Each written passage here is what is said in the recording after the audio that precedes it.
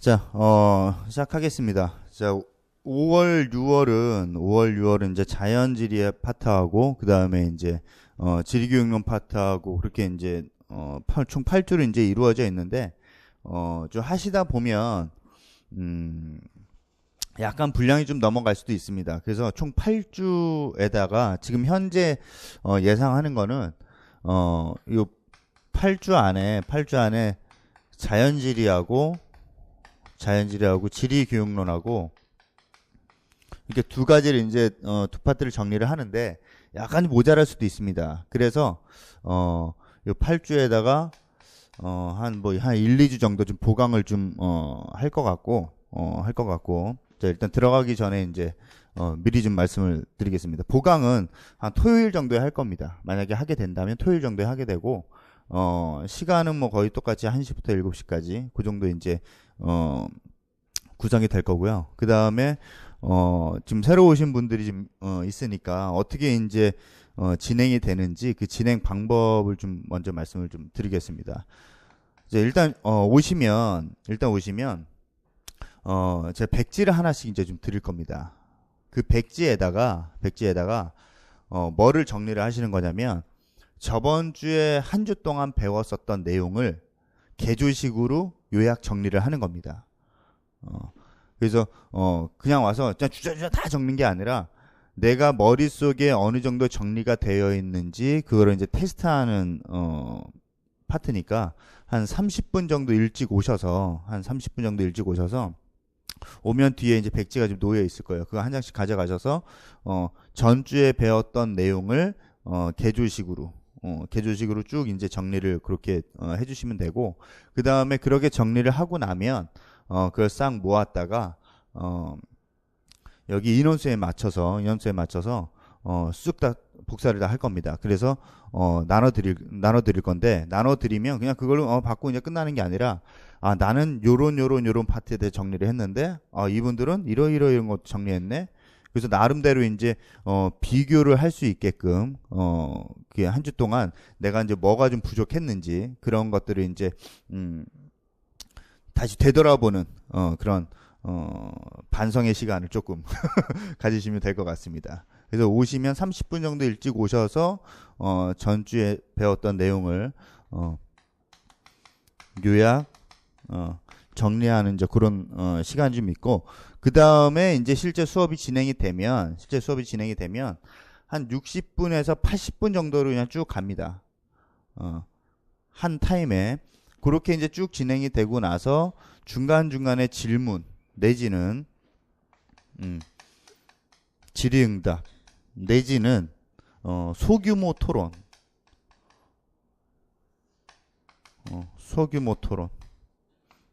그러니까 말이 토론이지 그냥 얘기하는 겁니다. 그냥 이러이런 주제에 대해서 얘기를 그렇게 이제 하면은 그렇게 얘기하는 과정에서 내가 오개념을 갖고 있었던 것도 있고 그 다음에 내가 바라보지 못한 그런 측면도 있고 그래서 그런 것들을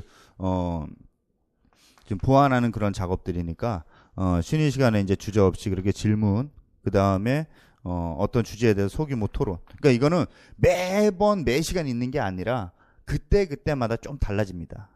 그때마다 좀 달라지니까 요런 정도 이제 보시면 이제 될 것 같고 그 다음에 지금 교재는 다 받으셨겠지만 이렇게 이제 똥색으로 나온 게 자연지리 책이고 이거는 그 2014년도에 그 나왔었던 그 초판하고 조금 이제 달라진 점이 뭐냐면 초판 같은 경우에는 문장들이 조금 많았어요.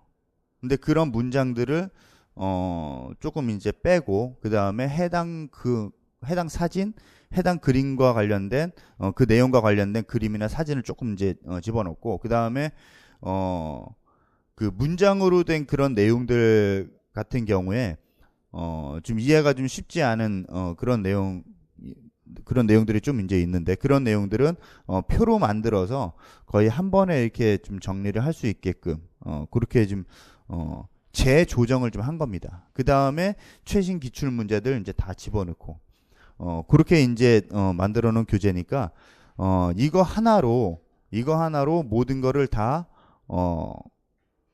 커버할 수는 없습니다. 그 계속 이제 누누이 말씀드리는 얘기지만 이 교재도 보시고 저 교재도 보시고 저 강의도 들으시고 이 강의도 들으시고 계속해서 이제 여러 파트의 그런 강사나 그 교재 이제 보셔야지. 그래야 좀 시각이 좀 넓어지지. 요거 하나만 보시면 100% 붙는다고 장담할 수 없습니다. 그러니까 이것도 보시고 저것도 보시고 일단 목표가 붙는 거 아닙니까? 그러니까 붙으려면 수단과 방법을 가리지 말고 다 습득을 하셔야 됩니다.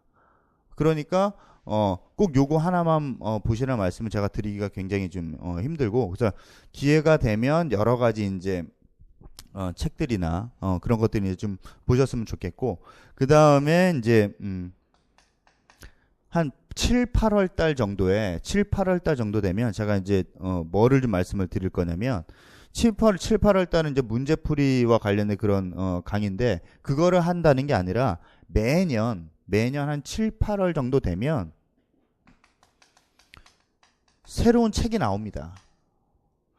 그러니까 교수님들이 그 쓰신 그 책들이 7, 8월 달 정도 되면 거의 이제 새로 이제 나오거든요. 그러면 거기에 그런 책들 중에 좀 괜찮은 책들, 그러니까 이건 출제 가능성이 높겠다 하는 그런 책들을 엄선을 해서 소개를 시켜드리거나, 아니면 그 안에 있는 내용을 따로 이제 꾸려가지고 나눠드리거나.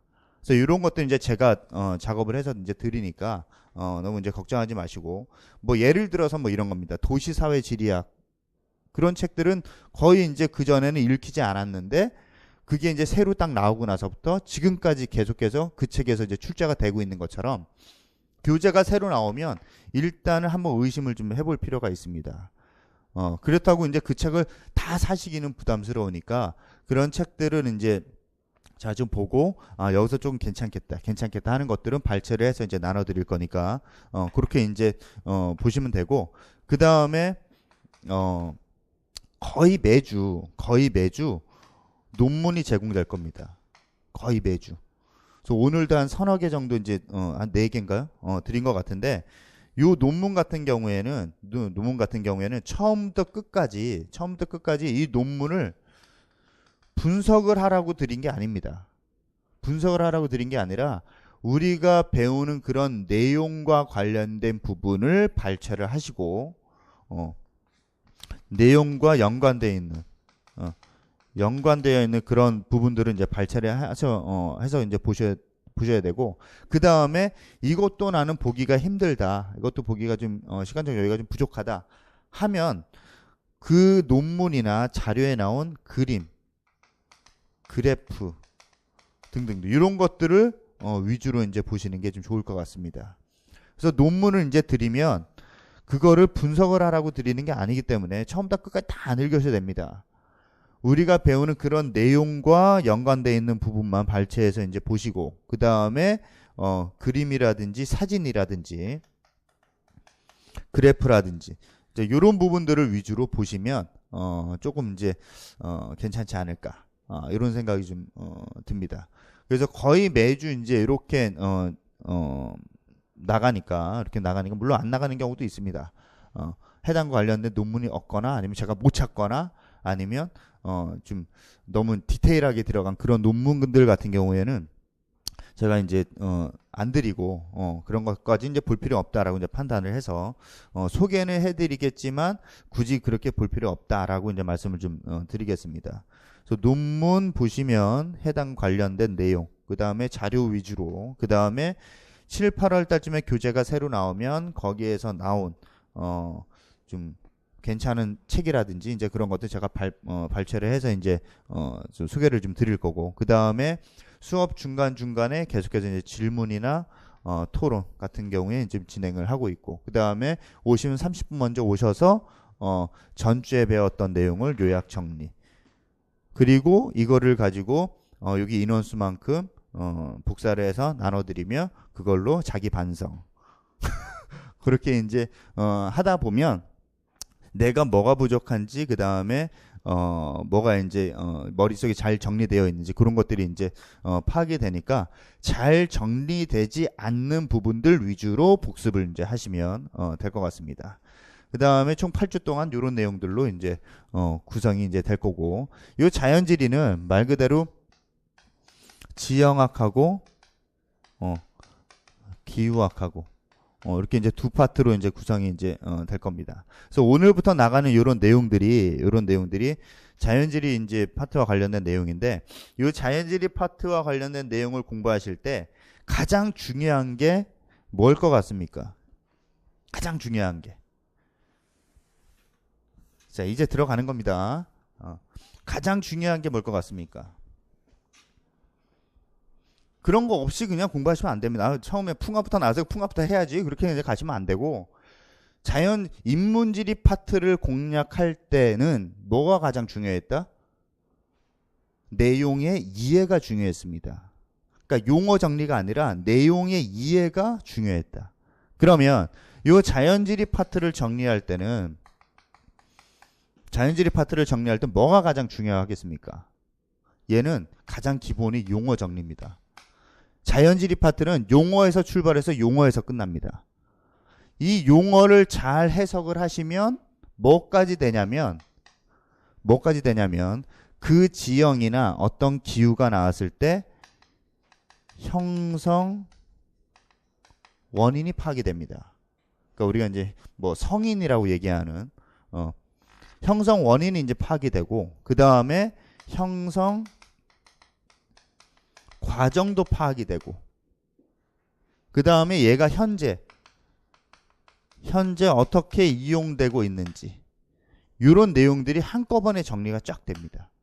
그러니까 뭐 우리가 흔히 얘기하는 것 중에 자연지리 파트는 프로세스가 중요하다, 그렇게 이제 말들을 많이 하는데, 그 프로세스의 정점에 있는 게 뭐냐면 용어입니다. 용어. 그래서 용어의 정의를 좀 잘 알아두시는 게 좋고, 그럼 이 용어의 정의를 뭐를 보면 이제 잘 나와 있냐? 요건 뭐 책 소개를 하는 건 아닌데, 어쩌다 보니 책 소개가 돼버렸습니다. 자연지리학 사전이라고 혹시 이제 이 정도 듣게 되는 책이 있습니다. 자연지리학 사전을 좀 이용을 하시면 조금 이제 잘 되지 않을까, 준비가 어느 정도 좀 되지 않을까. 그래서 이 자연지리학 사전도 제가 알기로는 지금 개정판이 나서 2판까지 나온 걸로 지금 알고 있는데, 최신 거를 좀 보시는 게 좋습니다. 최신 거를. 그래서 자연지리학 사전, 그 다음에 플러스 뭐 지형학, 기후학 책. 지형학 책은 요거는 이제 거의 뭐 성경 아닙니까? 성경 다 봐야 되는 바이블이니까 요거 이제 보시고, 그 다음에 조금 이제 시간이 나시면 한국의 지형, 조금 시간이 나는 게 아니라 이것도 보셔야 됩니다. 한국의 지형, 그 다음에 자연환경과 인간, 얘는 조금 시간 나셔서 시간 좀 나실 때 보셔도 이제 괜찮을 것 같습니다. 그 다음에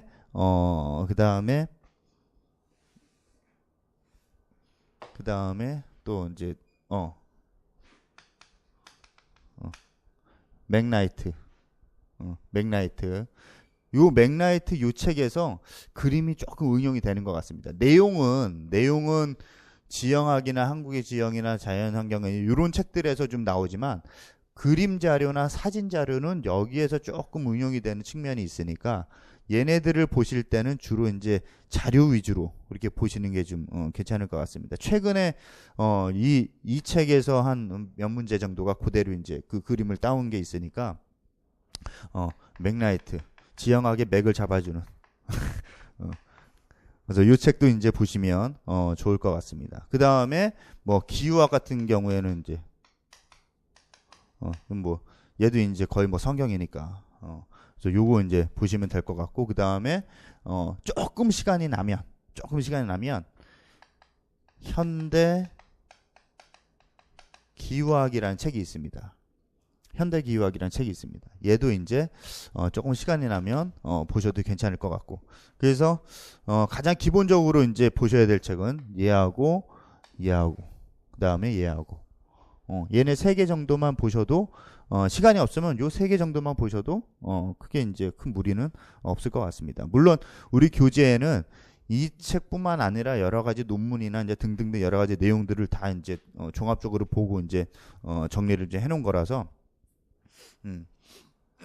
뭐 요거 하나만 보면은 여기 안 나온 내용도 있고 여기 안 나온 내용도 있고 뭐 등등등 이제 여러 가지가 이제 있지만 기본적으로 요런 책들을 좀 보시는 게 좋을 것 같습니다. 그 다음에 뭐 지형학 원리라든지 요런 책들 이제 그 다음에 한국의 자연지리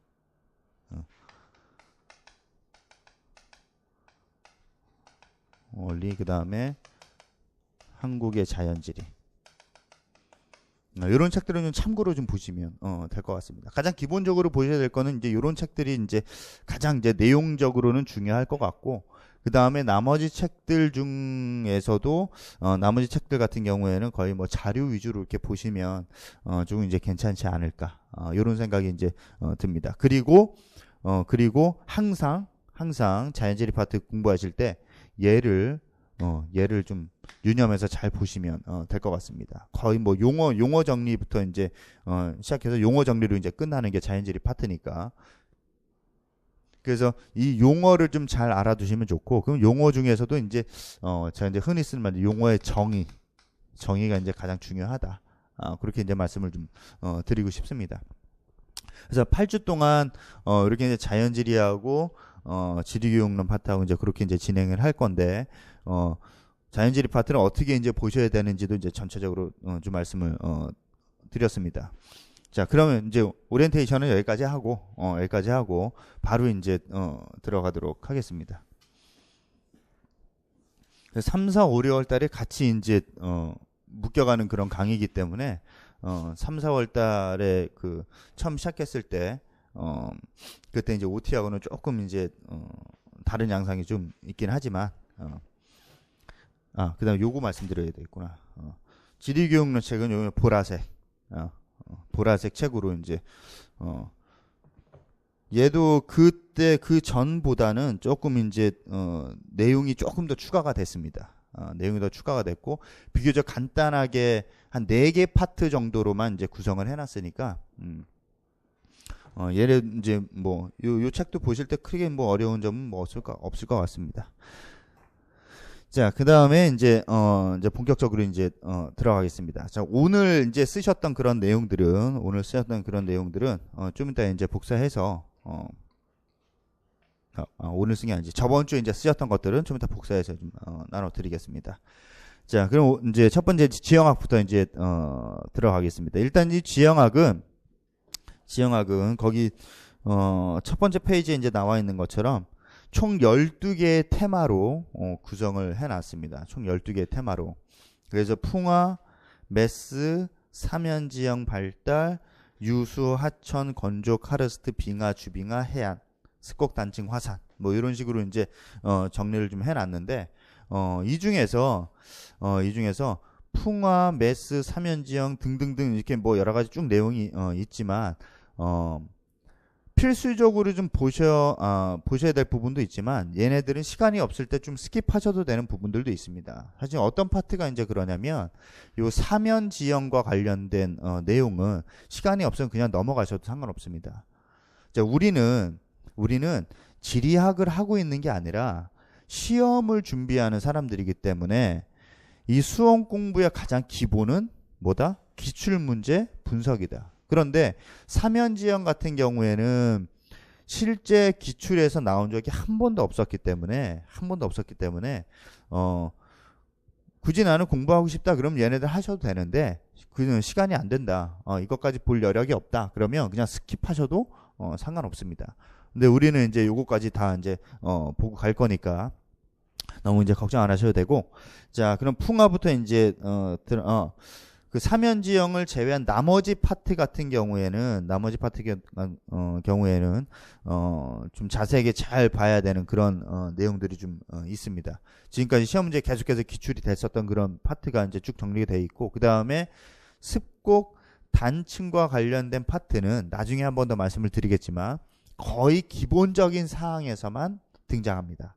습곡 단층과 같은 경우에는 얘가 역단층이냐 정단층이냐, 얘는 어떤 특성을 갖고 있냐, 뭐 거의 기본적인 그런 측면에서만 기출이 됐기 때문에 얘네들 이제 그 정도로만 보시면 될 것 같습니다. 그리고 얘네들이 깊게 안 보셔도 되는 이유가 뭐냐면, 습곡과 단층, 화산 이런 것들을 깊게 보면 볼수록 무슨 공부를 하고 있는 거냐면 지구과학 공부를 하고 있는 겁니다. 그런 지구과학 파트에서 이제 다루는 내용이기 때문에 우리는 거기까지는 안 들어가도 된다. 그럼 어느 정도까지 내가 공부를 해야 되느냐?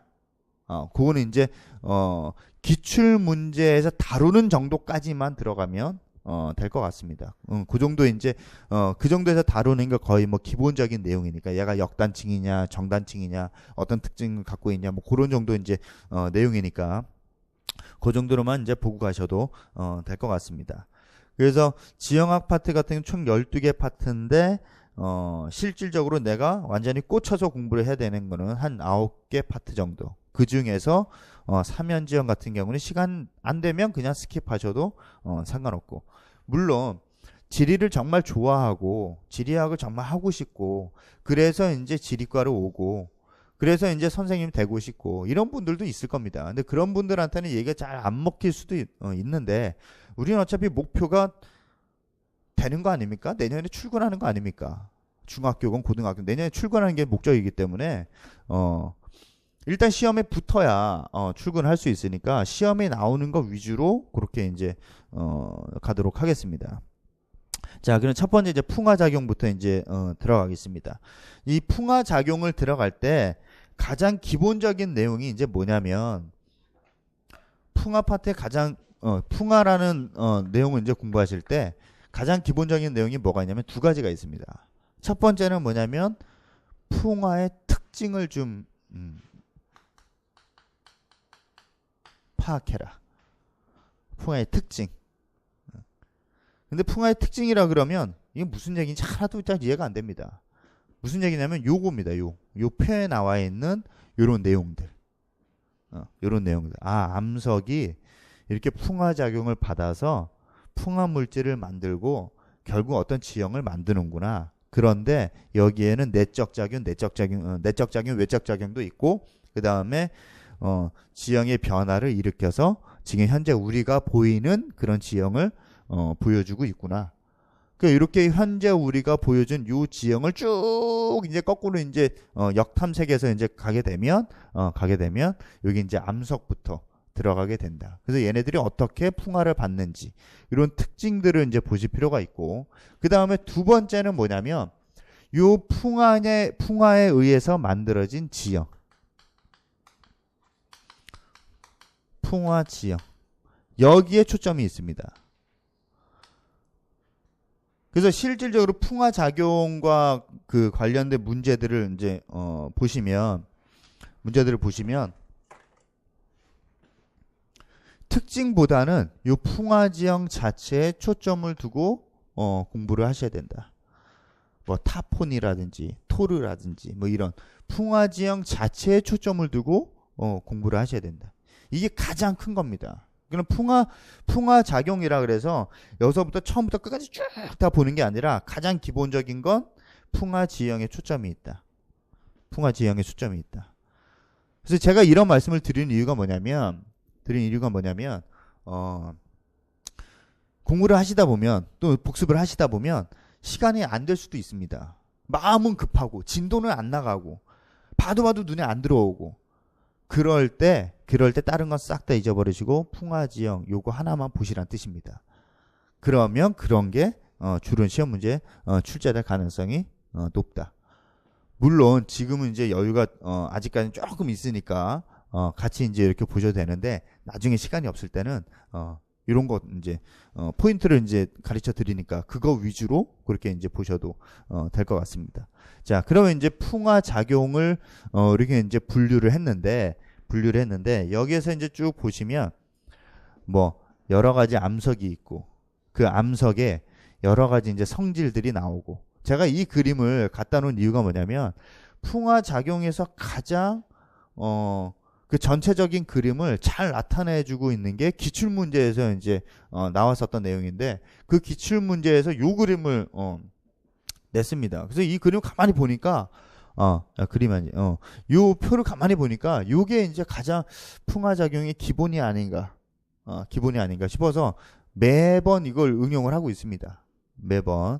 그래서 이런 암석이 이러이러한 특징을 갖고 있는데 물리적 풍화작용 내지는 기계적 풍화작용 하셔도 상관없습니다.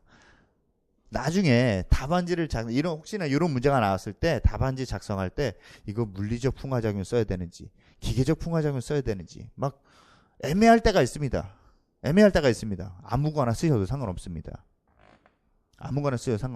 그런데 이왕이면 기출에 나왔었던 용어를 쓰는 게 좋습니다. 둘 다 써도 상관없는데 자, 그 다음에 이제 화학적 풍화작용. 물리적 풍화작용은 압력 감소에 의한 팽창, 이질 결정체 성장, 열에 의한 팽창 수축, 나무 뿌리 쐐기 작용 뭐 이런 것들이 있는데 이 중에서 얘네 둘은 기후의 영향을 조금 많이 받는 편이다. 이질 결정체의 성장 또는 열에 의한 팽창 수축과 관련된 이 내용은 기후의 영향을 많이 받는다. 자, 그 다음에 수화작용, 가수분해, 용해, 산화, 환원 뭐 이렇게 쭉 나와 있는데 이 중에서 요 중에서는 요 가수분해가 가장 이제 중요하지 않나.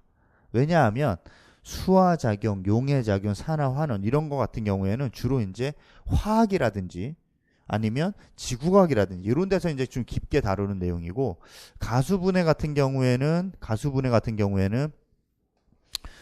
얘가 이제 석산하고 토산을 형성하는 데 영향을 좀 미치기 때문에 우리는 이게 중요한 거 아닙니까?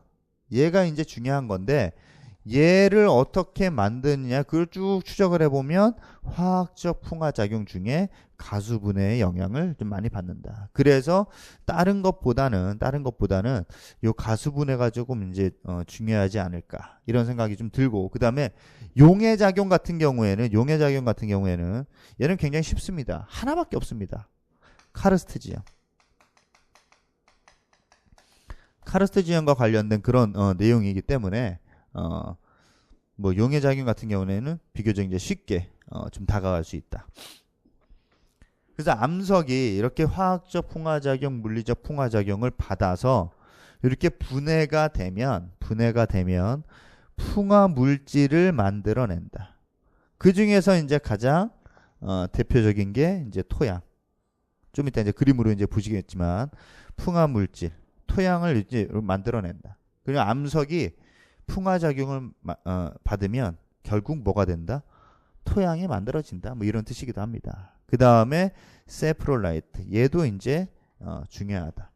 뭐 석비례 뭐 이렇게 이제 부르는 건데 아무튼 이제 이런 풍화 물질들을 만들어내고 그래서 여러 가지 지형을 형성을 하고 그래서 전체적으로 풍화와 관련된 내용을 전체적으로 이제 쭉 정리를 하는 그런 표니까 참고로 이제 보시면 되고 이 중에서 얘네들을 하나하나 좀 다 살펴볼 겁니다. 물리적 풍화작용, 그 다음에 화학적 풍화작용 요 하나하나를 다 살펴볼 겁니다. 자, 일단 기본적인 이제 풍화 같은 경우에는 이런 암석이 여기 뭐 바위라고 되어 있는데 이런 암석이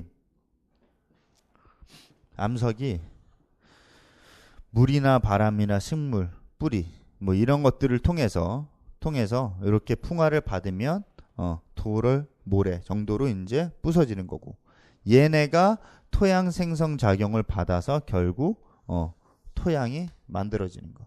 그래서 이 일련의 흐름이 바로 이제 풍화의 기본적인 개념입니다. 기본적인 개념이니까 참고로 이제 보시면 되고. 자, 그 다음에 그 그림 밑에 이제 보면 풍화에 미치는 요인, 그래서 네 가지를 이제 해놨는데 첫 번째 보면 구성 광물의 함량 차이가 나오고, 그 다음에 전리 밀도 차이가 나옵니다. 요 두 개는 기반항과 관련된 내용이고, 그 다음에 밑에 기후하고 우리나라의 경우 디귿하고 리을 같은 경우는 기후와 관련된 내용이고, 자, 그 날개에 보면 풍화 작용에 영향을 주는 5가지 요소, 그래서 기반함, 기후, 유기물, 지형, 시간 뭐 이렇게 쭉 나와 있지만 그 중에서 요 2개 정도만 좀 잘 보시면 될 것 같다. 나머지는 유기물질 뭐 있으면 풍화 잘 된다 뭐 이런 거고, 그 다음에 지형을 만들어낸다, 그 다음 시간이 오래 걸린다 뭐 이런 비교적 간단한 그런 내용이니까 기반항과 기후와 관련된 내용이 여기에 이제 들어가는구나. 요 내용은 저 뒤에서 다시 한번 나옵니다. 뭐 14페이지 거기 이제 화강암 풍화층과 관련된 내용에서 다시 한번 좀 언급이 되니까 참고로 이제 보시면 되고, 자, 거기 이제 구성 광물의 함량 차이 이렇게 나와 있는데 석영, 장석, 운모의 함량에 따라서 암석의 풍화 정도가 달라진다. 어떻게? 풍화 전선이 요철 형태로 나타난다. 풍화 전선이 요철 형태로 나타난다. 이렇게 철형, 요형 뭐 이렇게 나타난다. 뭐 이런 뜻입니다. 자, 그 중에서 석영, 장석, 운모의 함량에 따라서 풍화 정도가 달라진다. 아, 석영, 장석, 운모 이걸 모르겠어. 그리고 막 무지하게 들어갑니다. 그런 순간 화학 공부하고 있는 겁니다. 그 우리는 뭐까지? 석영, 장석, 운모가 조암 광물이라고 하는 거구나. 요 세 개를 조암 광물이라고 이제 하는 거구나. 그 정도 이제 보시면 될 것 같습니다. 석영, 장석, 운모가 조암 광물이라고 하는구나. 조암 광물이라고 이제 하는구나. 자, 그 다음에 그 중에서 요 장석과 운모 같은 경우에는 장석과 운모가 뭐 석영, 장석, 운모 그러면 일단 화강암을 이루고 있는 가장 기본적인 그런 광물인데, 그 중에서 장석과 운모 같은 경우에는 무슨 역할을 하고 있는 거냐면 석영을 단단하게 딱 붙여주는 역할을 하는 겁니다. 본드 역할을 하는 겁니다. 본드 역할. 이건 좀 그러니까 이 장석과 운모는 본드 역할을 하고 있다. 그럼 얘네들이 본드 역할을 하지 못하면 그 암석은 뭐만 남는 거? 석영만 남는 거. 그럼 어떻게 본드 역할을 못하게 될까? 수분이 침투하게 되면 장석과 운모는 제거가 돼버립니다. 그래서 장석과 운모는 기본적으로 본드 역할을 하고 있는 광물들인데, 여기에 수분이 침투를 하게 되면 얘네들이 제거가 되고 결국 석영만 남게 된다.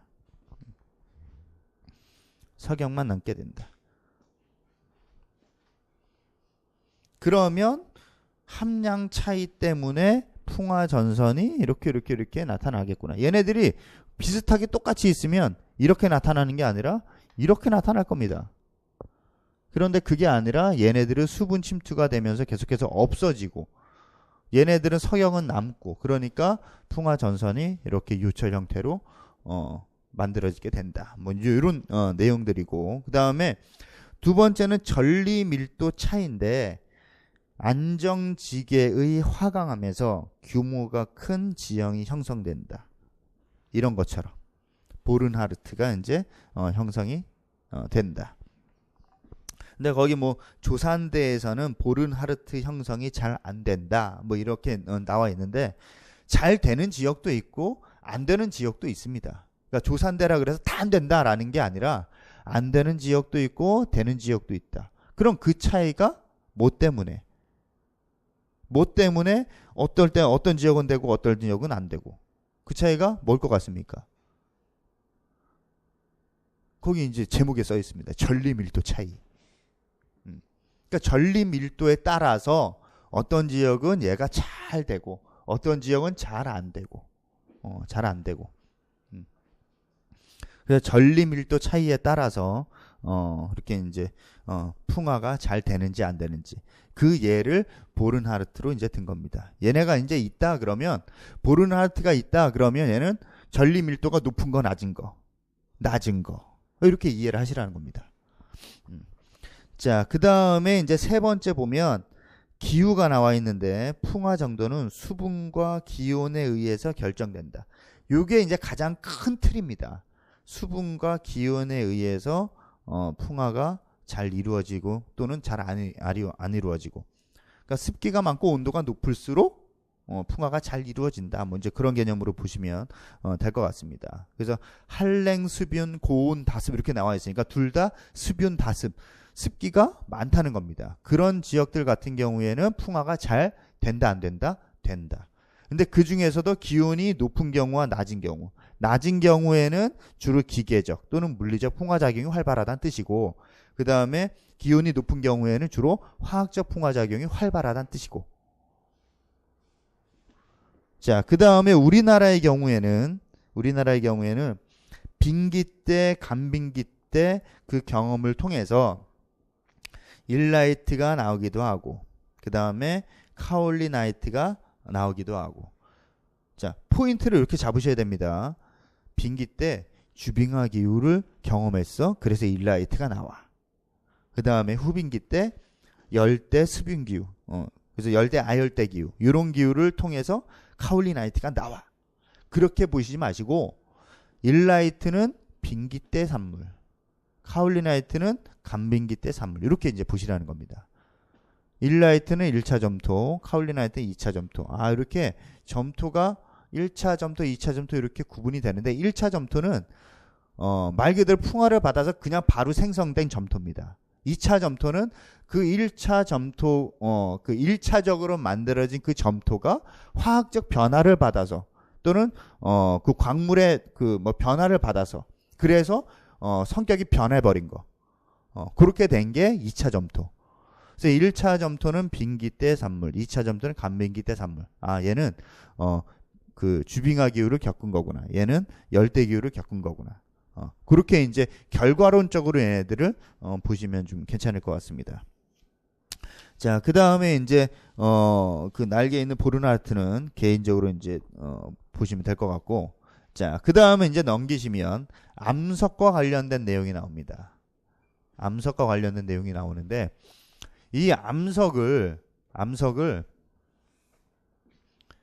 안 하시면 안 됩니다. 왜 그러냐면 기출 문제를 가만히 뜯어보시면 암석과 관련된 문제는 하나도 안 나옵니다. 이 암석이 이게 뭐 화성암이냐 퇴적암이냐 변성암이냐 이렇게 그 암석을 주 테마로 해서 나온 적은 한 번도 없습니다. 그런데 얘를 왜 보셔야 되냐면 이 암석을 통해서 이 암석이 이제 풍화가 돼서 결국 토양이 이제 만들어지는 거니까 얘네들을 문제를 낼 때는 항상 얘를 응용해서 낼 수밖에 없다. 그러니까 얘네들을 풀려면 얘를 기본적으로 알고 있어야 문제를 이제 쉽게 좀 풀 수 있다. 물론 몰라도 풀 수는 있지만 알면 조금 더 쉽게 풀 수가 있습니다. 알면. 그래서 이제 요거를 이제 보는 거니까 이거 암석은 내가 왜 해야 돼? 뭐 이런 생각 하지 마시고 풍화라는 문제를 풀려면 기본적으로 내가 알고 있어야 되는 내용이니까 보긴 봐야 돼. 그렇게 이제 접근하시면 될 것 같습니다. 그래서 거기 이제 뭐 결정 구조, 그래서 뭐 그 다음에 유형 뭐 이렇게 나와 있는데 결정 구조는 거기 뭐 나와 있는 것처럼 냉각 속도 차이에 의해서 결정이 된다. 마그마의 냉각 속도 차이에 의해서 결정이 된다. 그런데 냉각 속도뿐만 아니라 마그마의 성분이라든지 냉각되는 장소라든지 휘발성 성분이 있느냐 없느냐라든지 여러 가지 요인에 의해서 결정 구조가 만들어진다, 이런 뜻입니다. 여러 가지 요인에 의해서 결정 구조가 만들어진다. 자, 그 다음에 요 암석 파트를 보실 때 가장 많이 볼 수 있는 또는 듣는 그 용어가 정출이라고 하는 용어일 겁니다. 정출이라는 이제 용어일 겁니다. 근데 이 정출이 뭐냐면 고온의 마그마가 식으면서 광물을 만드는 과정. 얘가 이제 정출이라고 하는 겁니다. 고온의 마그마가 식으면서 광물을 만드는 과정을 정출이라고 이제 하는 거고, 정출이라고 하는 거고, 얘네가 정출이 되면서 결정 구조가 나타나게 되는 거고, 결정 구조가 나타나게 되는 거고. 그래서 고온의 마그마가 식으면서 광물을 만드는 과정이 정출인데, 높은 온도에서 마그마가 식을 경우에, 그 다음에 낮은 온도에서 식을 경우에, 이렇게 두 가지로 이제 구분을 하더라. 근데 높은 온도에서 식을 경우, 얘를 빨리 정출이 된다라고 얘기를 하는 거고, 낮은 온도에서 식을 경우에 늦게 정출이 된다라고 얘기를 하는 겁니다.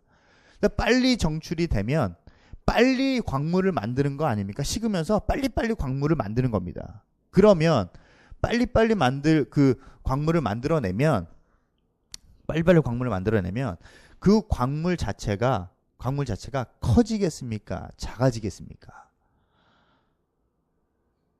자, 얘가 이렇게 딱 나왔습니다. 그런데 얘가 빨리빨리 식습니다. 그러면 이렇게 결정 구조가 만들어질 시간 자체가 길다, 짧다. 그러니까 커다란 광물이 만들어질 수 있다, 없다. 그러니까 빨리 정출이 되면 미정질, 세립질. 얘는 이제 반대가 되는 거고, 요 다음 카트에서 또 한번 이제 볼 겁니다. 그 다음에 마그마의 온도가 떨어짐에 따라 그 온도에서 가장 안정적인 광물이 굳어져서 나오는 과정을 정출이라고 한다. 그래서 마그마의 온도가 떨어지면서 그 온도에서 가장 안정적인 광물이 굳어져서 나온다. 그래서 뒤에 이제 그림 보시면 보엔의 정출 과정, 그래서 이제 쭉 나오긴 하는데, 그 온도에서 가장 안정적인 광물이 굳어져서 나오는 과정을 정출이라고 한다. 자, 가장 기본적인 이제 용어 정리는 이제 해결을 했고, 자, 그 다음에 이제 조금 더 이제 깊게 들어가겠습니다. 글자가 좀 이제 많긴 한데, 마그마가 높은 온도에서 식을 경우에, 그 다음에 낮은 온도에서 식을 경우에, 얘를 조금 더 구체적으로 이제 본 겁니다. 지표에 노출된 마그마란 얘기는 얘는 분출암이란 뜻입니다. 분출암이 고온 상태인 경우 광물의 결정이 형성되는데 충분한 시간이 없다. 그래서 미립질 또는 미정질, 세립질 이런 것들이 이제 나타나게 되고, 그 다음에 분출암, 이런 것들이 주로 이제 분출암에 이제 해당되는 거고, 고온 상태에서 정출된 광물들이 모여서 현무암을 형성한다. 한 대표적인 게 현무암이란 뜻이다. 그래서 풍화에 약한 광물이 많다. 높은 온도에서 또는 빨리 정출이 된 그런 광물들 같은 경우에는 나오자마자 광물의 결정이 형성되는데 충분한 시간이 없으니까 주로 미정질 결정이 만들어지고, 그 다음에 가장 대표적인 게 분출암, 현무암과 관련된 내용이고, 주로 풍화에 약한 광물들이 많다. 자, 이렇게 이제 하나 정리를 딱 하시면 되고, 자, 그 다음에 마그마가 낮은 온도에서 식을 경우에는 광물의 결정이 형성되는데 충분한 시간이 있다. 왜? 덮여 있으니까. 덮여 있으니까. 그래서 주로 이제 조립질, 조정질이 만들어지고 대표적인 게 관이밥. 관이밥. 이 관이밥의 가장 대표가 화강암 아닙니까? 근데 위치에 따라서 심성암 이렇게 얘기를 하기도 하고 반심성암 이렇게 얘기를 하기도 하고. 그래서 얘 같은 경우에는 얘는 이제 분출암과 관련된 내용이라면 얘는 관이암과 관련된 내용. 화강암, 심성암. 이런 것들이 조정질, 조립질, 암석이다. 그 다음에 풍화에 강한 광물이 많다. 풍화에 강하다라는 얘기는 석영의 함량이 높다. 석영의 함량이 높다라는 얘기는 규산 함량이 높다라는 얘기하고도 똑같습니다. 그럼 규산의 함량이 높다라는 얘기는 얘는 산성, 염기성. 얘는 산성이란 뜻입니다. 상대적으로 얘는 그러면 염기성이 되는 거고.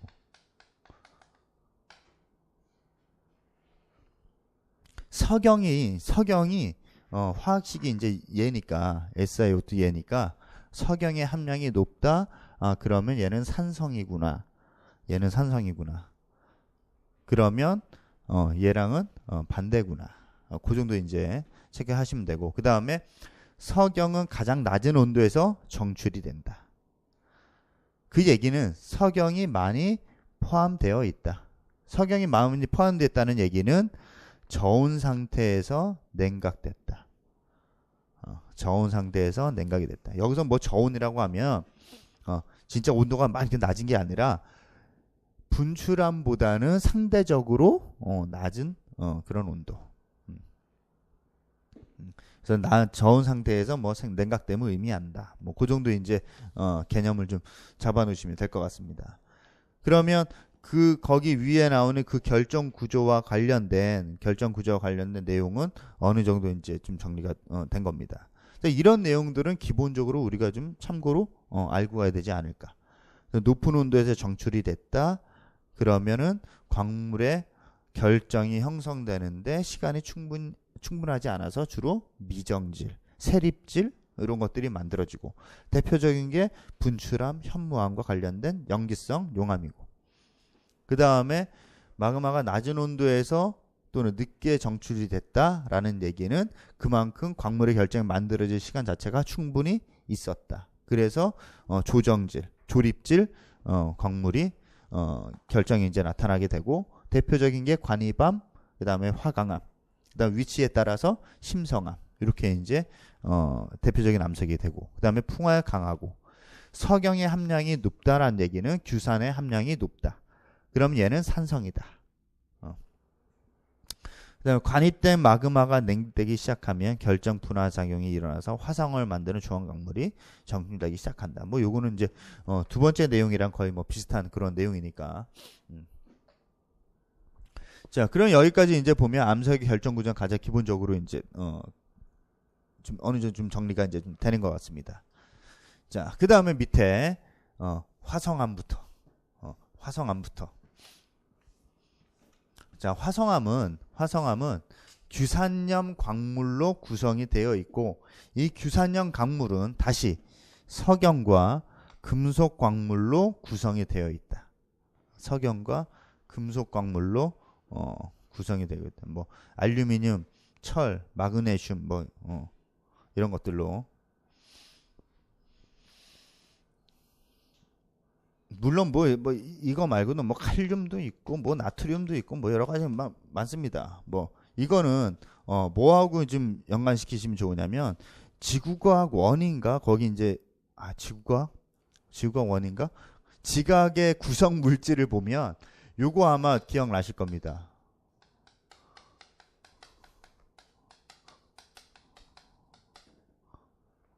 이건가?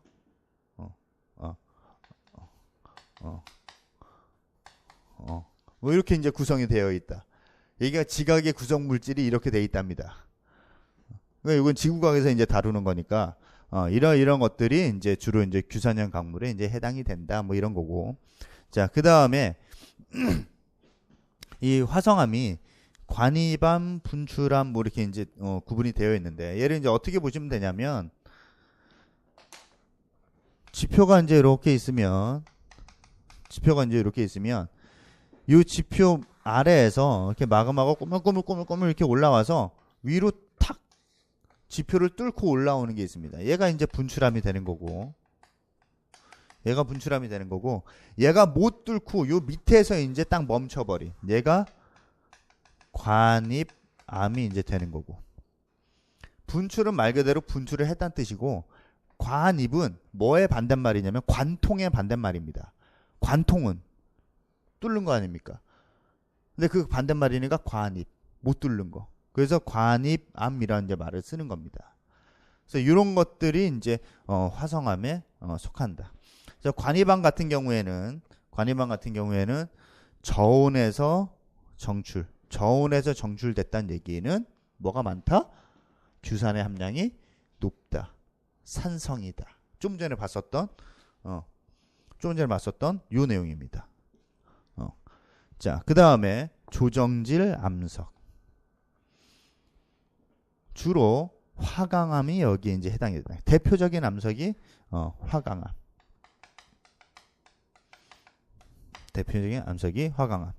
석영, 장석, 운모로 구성이 되어 있고 그 중에서도 장석, 운모 같은 경우에는 본드의 역할을 하고 있는데 수분이 침투하면 다 제거가 되어버린다. 풍화를 받으면 장석, 운모는 점토로 변한다. 요 얘기가 이제 수분이 침투하면 뭐 제거된다라는 걸로 이제 보시면 되고, 석영은 가수분해에 강해서 원형대로 남아 있다.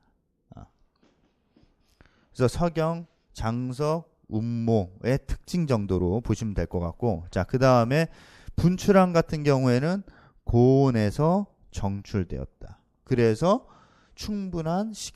결정이 만들어진 충분한 시간이 없었기 때문에 주로 미정질이나 세립질 그런 광물이 만들어진다. 미정질 암석. 현무암, 규산 함량이 적은 염기성암. 석영의 함량이 적다라는 것도 같이 보시면 됩니다. 자, 이거를 그 지형학 책 또는 이제 아까 말씀드린 여러 가지 이제 그 책들을 가만히 잘 보시면 어떤 그 문장들이 이제 나오냐면 석영 이렇게 해놓고 가로 열고 이렇게 적어놓은 게 있습니다. 이렇게. 그래서 이제 같이 말씀드리는 거니까 규산 함량이 적은 염기성암. 그 화성암 같은 경우에는 이렇게 이제 이루어져 있고 관이암이나 분출암 얘가 이제 가장 대표적인 거다. 이 분출암 중에서 대표적인 게 이제 현무암이 되는 거고, 얘를 조금 더 이제 다시 들어가면 현무암도 있고 안산암도 있고 조면암도 있고 유문암도 있고. 그래서 이쪽으로 갈수록 염기성이고 이쪽으로 갈수록 산성이고.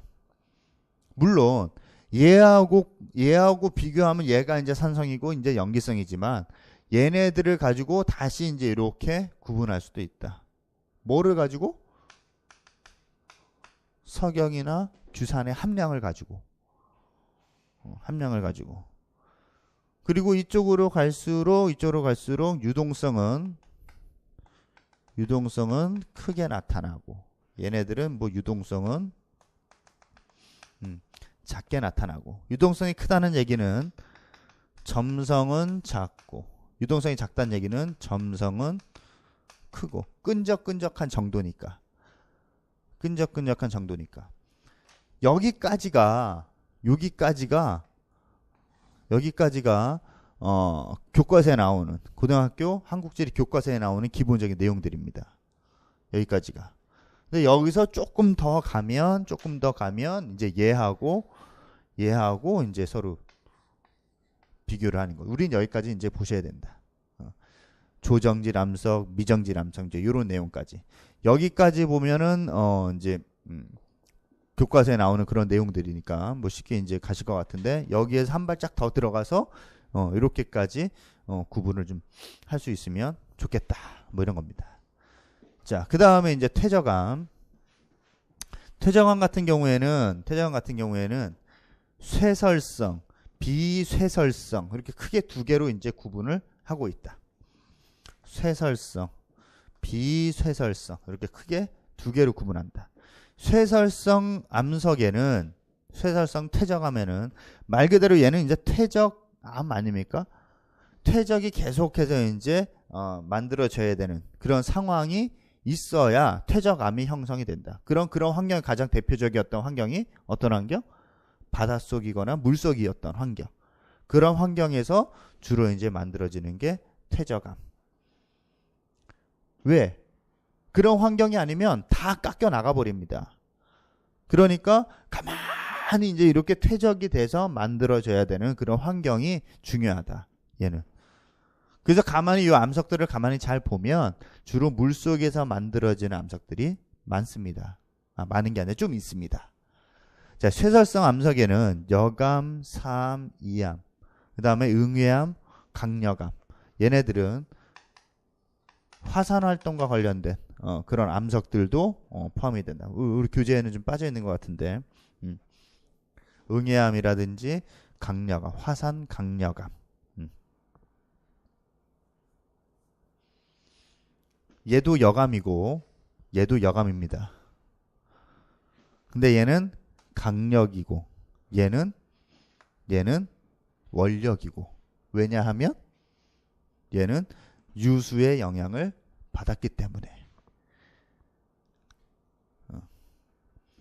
유수에 의해서 운반 퇴적된 물질을 쇠설성 퇴적암 이렇게 이제 얘기를 하는 거고, 그 다음에 유속 차이에 의해서 퇴적물이 달라진다.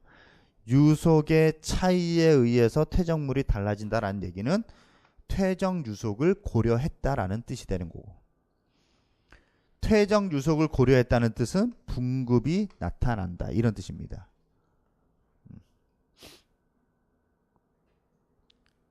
그래서 뭐 자갈이 이루어진 퇴적암을 여감이라고 하고, 그 다음에 몽돌해안, 풍화지형 이런 것들이 이제 나타난다. 뭐 이런 얘기입니다.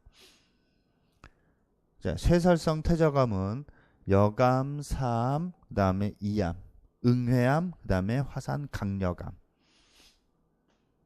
얘도 여감인데, 같은 여감인데 하나는 강력이고 하나는 원력이고, 차이는 뭐다? 유수의 작용을 받았냐 안 받았냐, 받았냐 안 받았냐.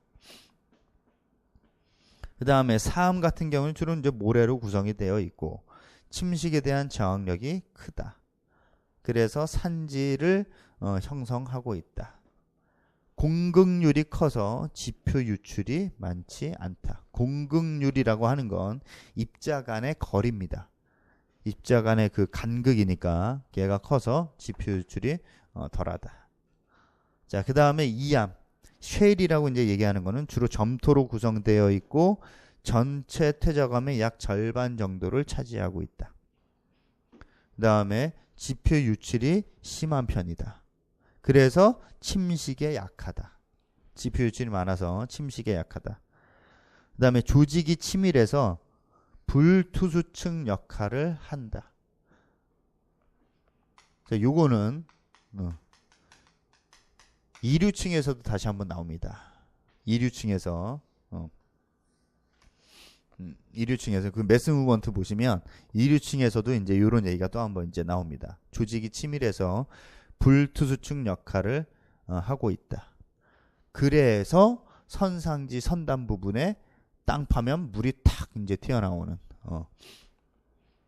그런 현상이 이제 나타난다. 선항 선단, 선단에 취락들이 모여 산다. 용천대를 이루면서. 그런데 그 용천이 왜 나오는지는 설명을 잘 못한다.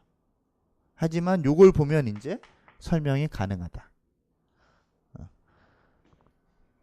선상지 그 아래에는 이류층이 분포하고 있고 그 이류층이 무슨 역할? 불투수층 역할. 그 이류층만 있는 게 아니라 뭐도 있다?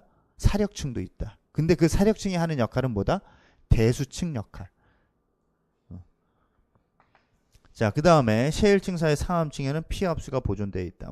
좀 전에 말씀드린 그런 내용이고, 이 상암층이 대수층 역할을 이제 하고 있는 거고. 자, 그 다음에 비쇄설성 퇴적암은 석회암이 가장 대표적이다. 뭐 이런 겁니다. 석회암이 가장 대표적이다. 근데 이 석회암의 특징 자체가 건조 지역에서는 경암이고 수분 지역에서는 연암이다. 뭐 이런 내용이니까. 자, 퇴적암까지 이제 봤고, 그 다음에 뭐 비고는 중생대 및 그 이전까지는 암석으로 존재했고, 신생대 3기 때는 비고결 퇴적암, 4기 때는 뭐 충적층으로 뭐 이루어졌다. 오래됐으니까 이제 풍화되었다, 뭐 이런 뜻입니다. 그 전에는 오래되지 않았으니까, 만들어진 지 오래되지 않았으니까 암석으로 존재했었다, 뭐 이런 내용이고. 자, 그 다음에 이제 세 번째 변성암으로 이제 가면 변성암 같은 경우에는 고온, 고압에 의한 변화. 고온, 고압에 의한 변화. 그래서 이렇게 변화가 되면 근원암보다 단단하고 치밀하다. 그래서 풍화에 아주 강하다. 풍화에 강하다.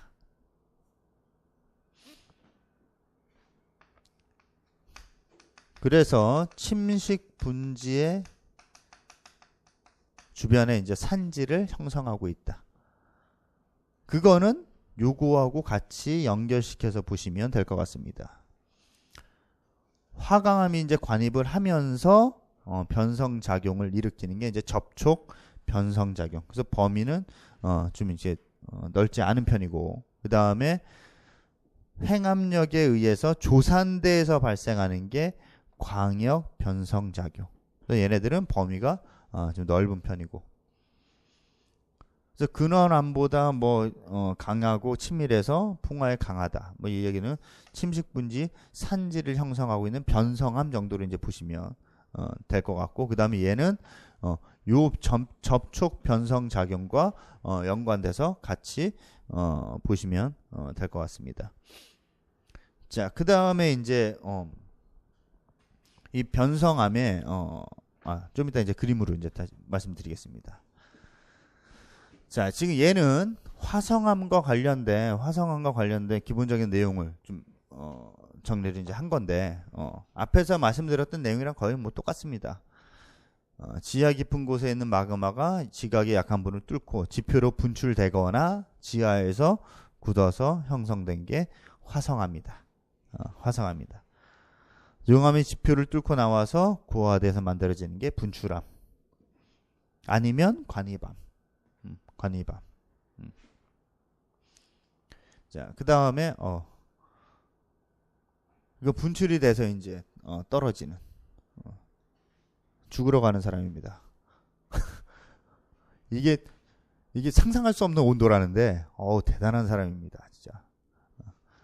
그 다음에 이것도 용암 위에서 사진 찍고 있는, 자기 발에 불 붙는 것도 모르고 이게 화성암과 관련된 그런 내용이고, 그리고 얘도 이제 화성암. 이 암석 하나하나 다 보여드릴 겁니다. 암석 하나하나 다 보여드릴 겁니다. 자, 그 다음에 쇄혈성 이제 퇴적암 같은 경우에는 아까 말씀드린 것처럼 여감, 이암, 사암 플러스 응외암, 화산, 강력암까지. 자, 요게 이제 여감. 여감 이제 이렇게 생긴 거고, 그 다음에 얘가 사암. 사암. 그 다음에 얘가 이암. 그래서 말로만 이제 뭐 영암 사암이 이렇게 뭐 떠들 게 아니라 실질적으로 이제 사진을 보면서 머릿속에 이제 집어넣고 그 내용을 같이 이제 보시면 훨씬 더 좀 이해가 좀 빠를 것 같아서 사진을 이제 웬만하면 다 이제 보여드릴 겁니다. 사암, 그 다음에 이암. 자, 그 다음에 얘가 석회암.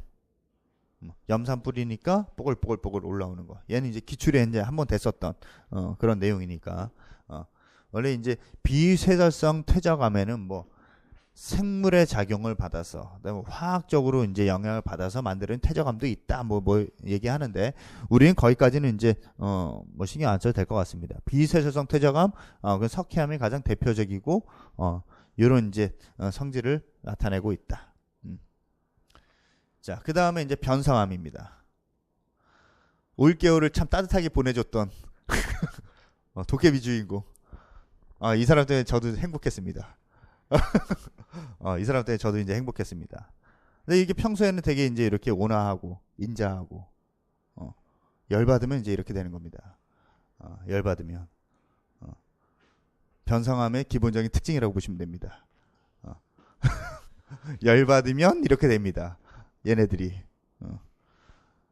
쉐일이 뭐 이렇게 전파남으로 열과 압력에 의해서 변성이 되면 전파남, 그 다음에 얘가 조금 더 받으면 편암, 더 많이 열받으면 이제 편마암, 뭐 이렇게 이제 그래서 굳이 편암하고 편마암하고 구분을 할 필요가 있느냐? 할 필요가 없습니다. 지구과학에서는 할 필요가 있겠지만 우리한테는 할 필요가 없다. 쉐일이 열과 압력을 받으면 편암 내지는 편마암으로 변한다. 여기서 얘기하는 요 편은 암석에 가 있는 어떤 줄무늬를 얘기하는 겁니다. 암석에 가 있는 이런 줄무늬를 얘기하는 거니까 어떤 암석이 이제 이렇게 가 있는 이제 줄무늬, 이런 것들이 이제 편마암이고 또는 뭐 편암이고 이렇게 이제 부른다, 뭐 이런 겁니다. 그 다음에 사암은 열받으면 규암, 석회암 열받으면 대리암, 화감은 열받으면 화강 편마암, 이런 것들이 이제 주로 변성암에 이제 해당이 되고 우리나라의 경우에는 이런 것들이 굉장히 많다, 뭐 이런 겁니다. 자, 그 다음에 이제 그 표 밑에 보시면 퇴적 환경과 변성 환경 뭐 이렇게 나와 있는데 퇴적 환경을 좀 먼저 보면 거기 이제 이 부분을 좀 보시면 될 것 같은데 압력도 낮고 온도도 낮고 압력도 낮고, 자, 이런 환경에서 퇴적암이 만들어지게 된다, 이런 겁니다. 온도도 낮고 그 다음에 압력도 낮은 이런 환경에서 퇴적암이 만들어진다. 자, 그 다음에 접촉 변성 작용 같은 경우에는 압력은 낮은데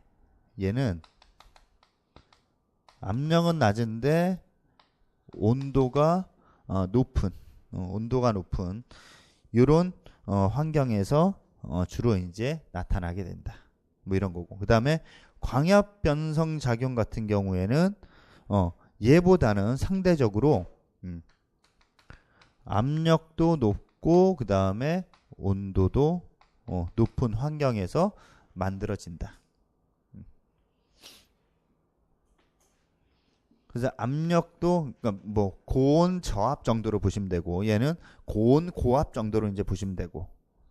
그래서 접촉 변성 작용 같은 경우에는 압력은 낮고 온도가 높은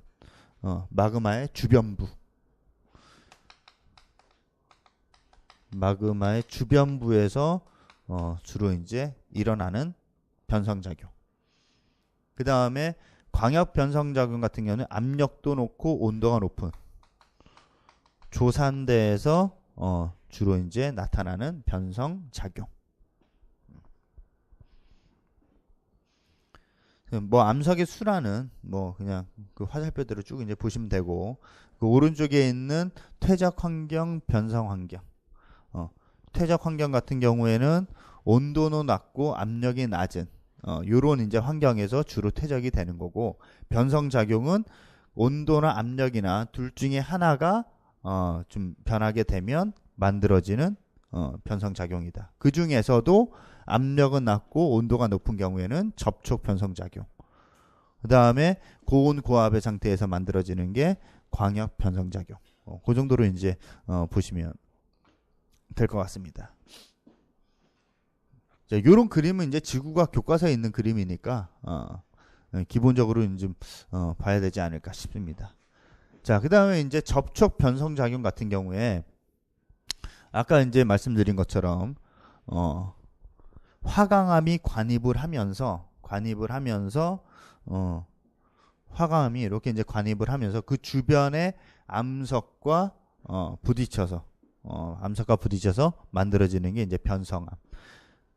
그럼 이 화강암 같은 경우에는 변성암보다 풍화 침식에 강하다, 약하다.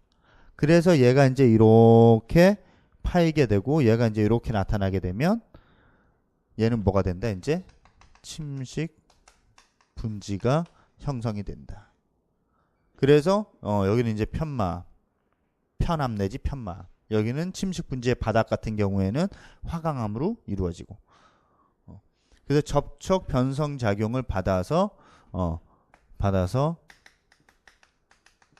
침식 분지가 어떻게 형성이 되는지 그거하고 같이 연관시켜서 이제 보시라는 의미였고, 아까 처음에 이제 그 표에서 말씀드린 대로. 자, 그 다음에 이제 광역 변성 작용 같은 경우에는 이렇게 횡압력을 받아서 그 안에 있는 여러 가지 광물들이 어떻게 된 거? 찌그러진 거. 그래서 얘가 까만색 줄무늬로 이렇게 나타내는 걸 편리. 그래서 편암 내지는 뭐 편마암을 형성을 하고 있다. 주로 이제 조산대 지역에서.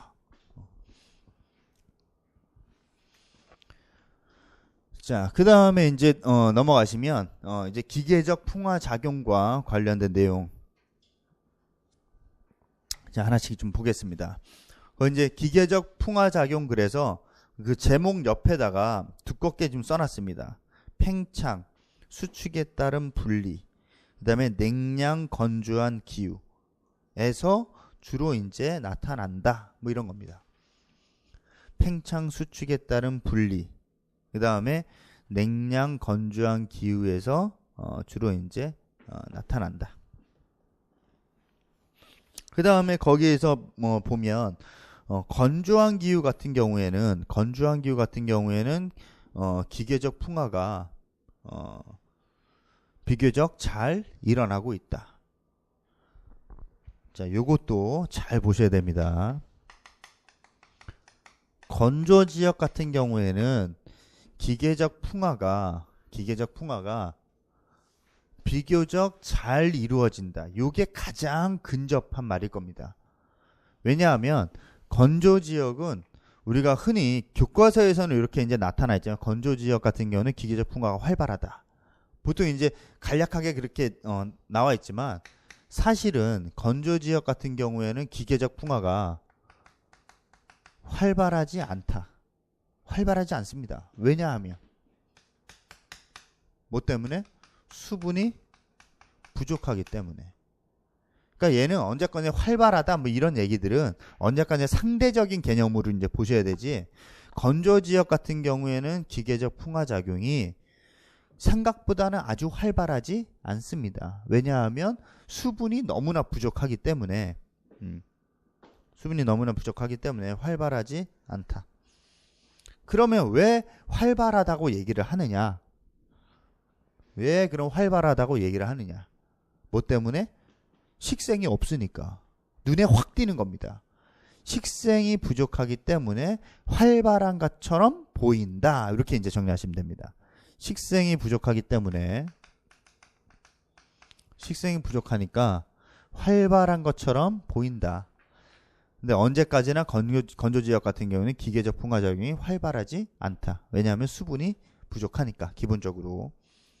자, 그 다음에 거기 이제 첫 번째를 보면 압력 감소에 의한 팽창. 요건 이제 하중의 제거 뭐 이렇게 얘기를 하는데, 이렇게 하중이 제거가 되면 풍화 작용을 촉진시키는 전리가 발달하게 된다. 이렇게 전리가 발달하게 된다.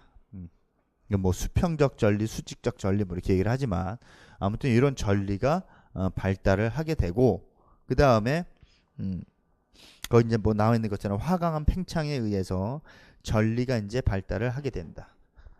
왜 화강암 팽창을 하게 되냐면 쭉 누르고 있다가 위에 있는 게 없어지니까. 위에 있는 게 언제 쭉 누르고 있다가 위에 있는 게 없어지니까 얘네들이 이제 팽창을 하면서 쩍쩍쩍쩍 이제 갈라지게 된다. 뭐 이런 겁니다. 자, 그 다음에 이렇게 전리가 발달을 하면 괴상의 암석에 수문, 공기, 나무 뿌리 등이 침투할 수 있는 틈을 1차적으로 마련해 준다. 그러니까 전리가 발달하게 되면 그 틈 사이로 공기라든지 물이라든지 나무 뿌리라든지 이런 것들이 들어가서 기계적 풍화를 더 활발하게 해줄 수 있다. 뭐 이런 거고 그 다음에 판상전리가 나타난다. 자, 지금 이 그림에서처럼 이렇게 전리가 이런 식으로 이제 가게 되면 얘네들이 판상전리로 나타나게 된다. 그 다음에 이런 것들이 이제 판처럼 뚝뚝뚝뚝 떨어져 나가는 양파 껍질처럼 뚝뚝 떨어져 나가는 거를 이제 박리라고 한다. 그러면 얘를 다시 돌려서 보면 박리, 판상전리 이런 용어가 등장을 했습니다. 시험 문제에. 그러면 그 답안지에는 반드시 뭐가 적혀 있어야 된다? 기계적 풍화작용 내지는 하중의 제거에 의해서 만들어졌다. 단순히 기계적 풍화에 의해서 뭐 형성되었다 이렇게 이제 하는 것보다는 판상전리 또는 박리 요런 것들이 문제에 등장을 했다. 그러면은 그 답안지에는 기계적 풍화 작용 내지는 조금 더 자세하게 하중의 제거로 인해 전리가 발달 아니면 요 그림에 나와 있는 내용을 그대로 이제 가시면 됩니다. 하중이 제거되어서 화강암이 화성암체가 윤기를 하면서 팽창되어 나타남. 뭐 이런 식으로 이제 정리해서 이렇게 하셔도 상관없습니다. 자, 그 다음에 이렇게 이제 전리가 이제 만들어지고 판상 전리가 이제 이렇게 만들어지고 이렇게 뚝뚝뚝 떨어져나는 이렇게 얘네들이 이제 박리. 여기는 답사를 다 가보셨을 겁니다. 뭐 여기가 꼭 아니더라도 말씀 잘못 드렸네. 여기 이제 판상전리 이렇게 만들어진 거. 가장 대표적인 데가 강화도 성모도 그 보문사 그 위쪽에 있는 눈썹바위 거기가 이제 가장 대표적인 데니까 하중의 제거로 인해서 만들어지는 판상전리, 박리 뭐 이런 정도 이제 정리를 하시면 될 것 같습니다. 그 다음에 거기 이제 두 번째 보면 뭐 판상전리 같은 경우엔 지표면에 가까울수록 간격이 좁고 멀수록 간격이 넓다. 뭐 이렇게 나와 있지만 이렇게 나와 있는데 얘네들 요 그림에서 이제 모든 걸 다 말해주고 있는 겁니다. 이제 깊은 데보다는 점점 지표면에 가까울수록 전리가 수평적인 전리가 잘 가 있다. 그래서 책에 보면 1m에서 10m 정도까지 나타난다 이렇게 나와 있습니다. 그리고 지하로 갈수록 그게 더 이제 깊어질 수도 있다.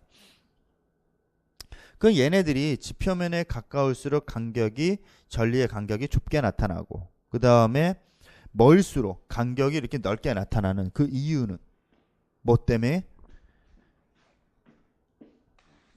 그럴까? 팽창률의 차이입니다.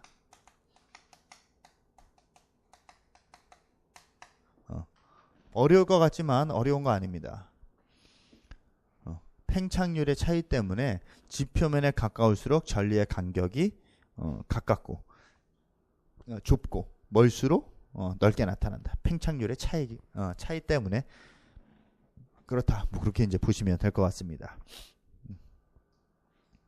자, 그 다음에 이제 두 번째 이질 결정체의 성장. 자, 여기에는 이제 두 가지가 있는데 대표적인 게 이제 두 가지고 뭐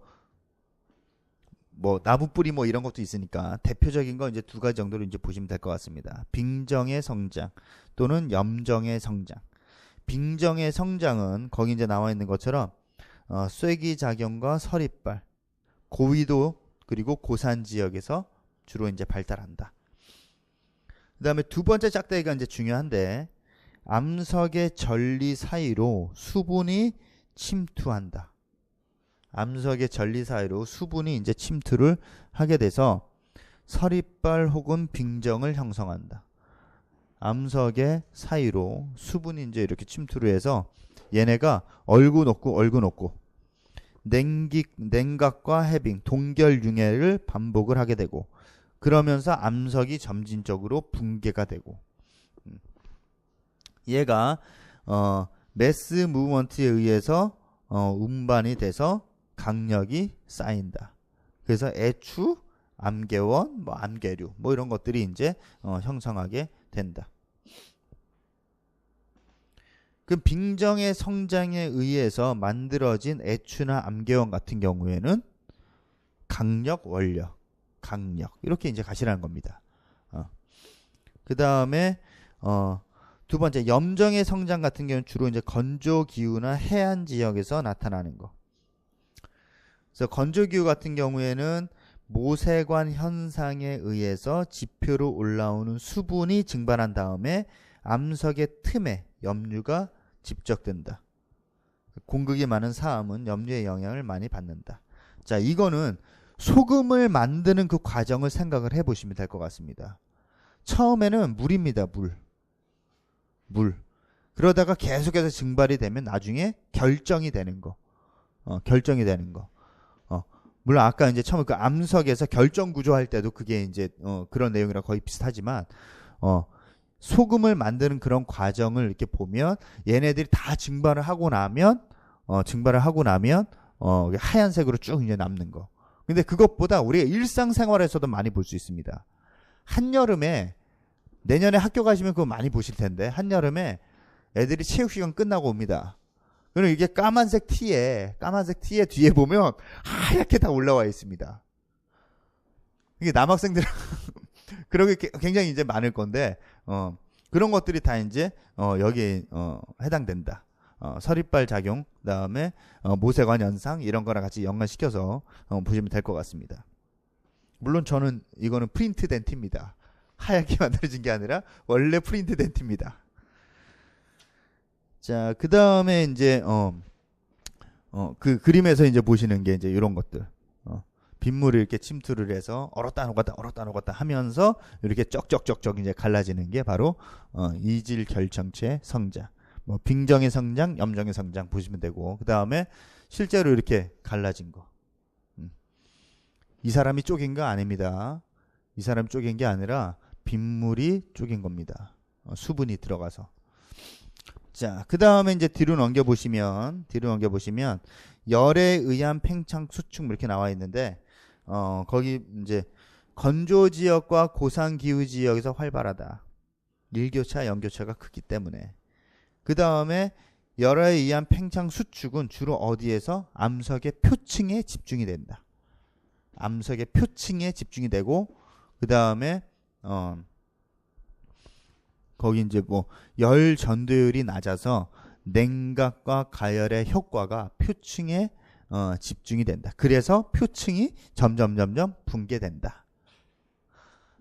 지금까지 본 게 기계적 풍화작용과 가장 관련된 그런 내용이었습니다. 이질 결정체 성장, 압력의 감소, 열에 의한 팽창 수축. 좀 쉬었다가 화학적 풍화작용부터 들어가도록 하겠습니다.